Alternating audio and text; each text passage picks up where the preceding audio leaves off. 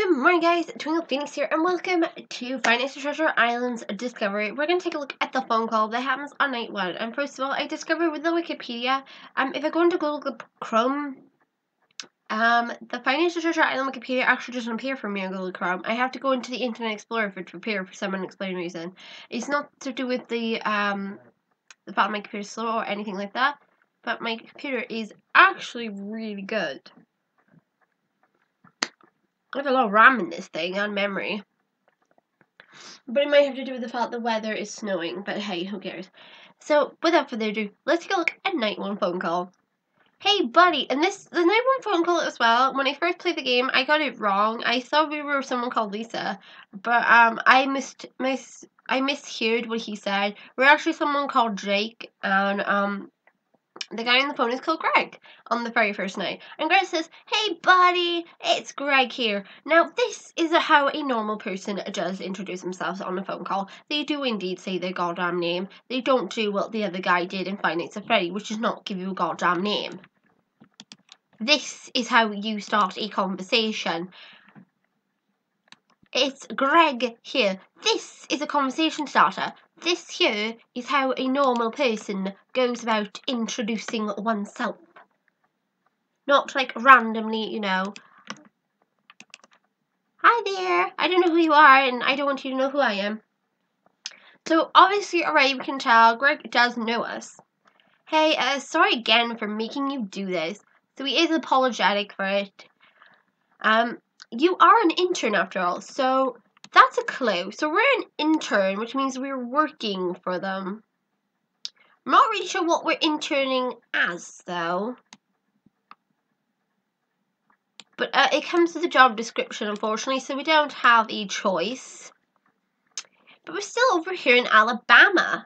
Right, so they're in Alabama. It actually gives us a location for our setup. So our friends are supposed to be in Alabama, which would technically explain all the events we heard on the phone call to do with, you know, American locations and everything. But he said they're supposed to be over in Alabama. Now, we're assuming these were pre-recorded messages. I'm assuming. But he's apparently not with us. We're getting our equipment ready before we head off to where you are. So he's definitely apparently not with us. So we are currently all alone. So we definitely know for a fact we're their intern. They've left us all alone in a goddamn building. Well, they're off in Alabama currently. We are professionals. I like the fact he points this out. We are professionals, and we need to keep track of our stuff. Now, a professional doesn't go and say, we need to take care of our stuff. A professional goes and says, we need to keep track of our equipment, not stuff. Stuff is kind of something you wouldn't quite say. It doesn't quite encourage me when he says, we are professionals. I never said you weren't a professional. So, meaning there's more than just him currently there, so there is a group of them. So he's not alone. We need to keep track of our stuff, so we don't look stupid. Again, it doesn't sound very professionalism in himself, but it's kind of funny hearing that on the conversation on the phone. That we're an intern. Greg seems like a really down-to-earth person. Anyway, though, you know, he does pause here. So, if you're familiar with the lore of the place, the lore is kind of like the myth, the story, the legend that goes with the place. Like rumors and stuff that goes around. Because the lore is actually really important thing to know. Then you probably heard of the photo-negative Mickey costume. So, he's a costume. He hasn't got anything hanging. Now, of course, we haven't actually been told anything about the law at this point. We only know from the menu, the incident involving like, an ambulance and stuff. But we don't know if that's anything to do with the plot and the story at all. Anyway, then you probably heard of the photo-negative Mickey. So we first get introduced to one of our first things to try to kill us. This, of course, is photo-negative Mickey costume, who I call Magic Mickey. And this was him here. A happy little chap that apparently, you know, wanders around the place. There's no explanation why he does this. Thing is, though, you look like someone who doesn't care. Although Greg knows us, apparently he thinks we look like a person that doesn't care. So I'm not really sure what to take about that. Only the fact that apparently I look like a person who doesn't give a shit about my own care, about what happens to me. You just want to let your time run out and get your credits. At least we're getting paid, I suppose. It's good to know we are getting paid for this. I don't know how much, though. Or my recommendation. I'm making a recommendation for this. But if you do care, of course we do care. So now this, of course, is leading me to believe that there is definitely a danger here. Then listen up. That thing, again, he hasn't pointed out photonegative Mickey's gender at all. And we assume that thing, he's referring to photonegative Mickey. He has to be. But again, he's never confirmed nor denied the gender of photonegative Mickey. Although we know Mickey Mouse is a male mouse, we don't know the gender of photonegative Mickey. Or where the hell it takes his goddamn stupid head off.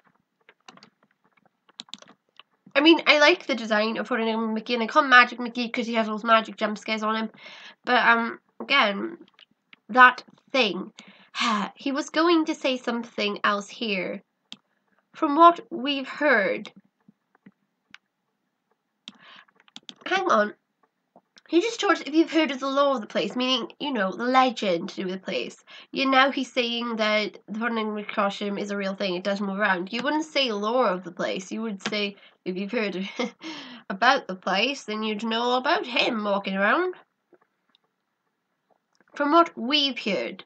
I'm not really sure, maybe because Greg recorded this before Lisa's phone call that, he wasn't fully aware of that, the suit could see a lot better than it was letting on. It can only hear. Again, giant goddamn ears. And it can't see anything. Yet it stares straight at it and he knows we're in the chair.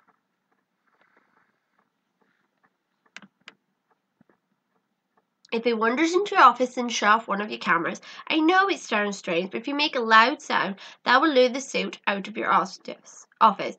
So it's definitely a costume, a suit, out of your office. You may have a small opportunity to react, so be quick about it. And literally, that's how the conversation ends. He doesn't say, like, good luck or goodbye. He just tells you that, and then that's it. He puts the phone down on you. I know that after hearing that phone call, I was really nervous because I was like, oh my god, you're just going to leave me here? Just put up this, make a loud sound on the camera and hope to god it goes away. Now, the thing with photonegative Mickey, if you noticed in one of my jump scare videos with him, photonegative Mickey stands there for long periods of time. You can go in the camera, he'll still be standing there. You can go in the camera, he'll still be standing there. And then you can be there with him for like a long period of time before he finally attacks you. But again, he's not terrifying looking. The only thing I can definitely tell about photonegative Mickey is the fact he is in reverse colors. He lives in the area we find on his head. And he travels in every single room. He takes off his head after offering to remove it. Why, I don't know. And he has like strange yellow liquid coming out of the top of his head. Again, I haven't seen this because when I played through the demos, both versions, I've yet to see Mickey move. And then the only time he did, he automatically killed me when he was in the bathroom. Now, Mickey, of course, can appear in the office alongside Pluto on Donald's head. I haven't seen him appear with Distorted Mickey, I believe he's called, but I call him Creepy Mickey. The creepy one. Again, this one here, I give him the lovable, affectionate name of Magic Mickey, due to the fact that I honestly don't want to think of this actually killing me, because I kind of like his design. He's kind of cute, and I honestly can't be terrified of him. Even though he has a weird obsession with taking off his head and not in himself, it's goddamn creepy. But we're introduced to Greg and photonegative Mickey, meaning we have the one human already, but he does mention we, so there is more of them. But apparently we're all alone here, the intern with hardly any experience is left all alone with these guys.